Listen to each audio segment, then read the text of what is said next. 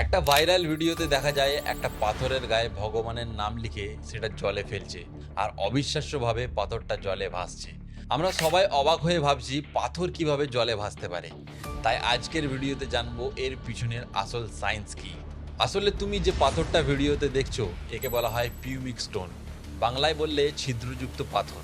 আগ্নেয়গিরি থেকে গলিত লাভা যখন সমুদ্রে পড়ে সেটা খুব দ্রুত ঠান্ডা হয়, তখন এই লাভা এই ধরনের পাথরে পরিণত হয়।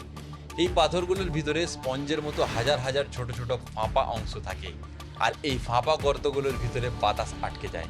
এই জন্য এর ঘনত্ব জলের থেকেও কম হয়, ফলে পাথরটা ডুবে না গিয়ে জলের উপরে ভাসতে থাকে। এই ধরনের পাথর আগ্নেয়গিরির কাছাকাছি এলাকায় পাওয়া যায়, যেমন আন্দামান দ্বীপপুঞ্জ, ইন্দোনেশিয়া, ইটালি, হাওয়াই, জাপান ইত্যাদি।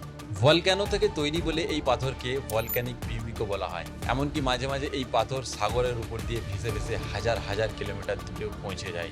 সত্যি বলতে কি, অলৌকিক বলে যা কিছুই মনে হয় তার পিছনে একটা নির্দিষ্ট ব্যাখ্যা এবং বিজ্ঞান থাকে।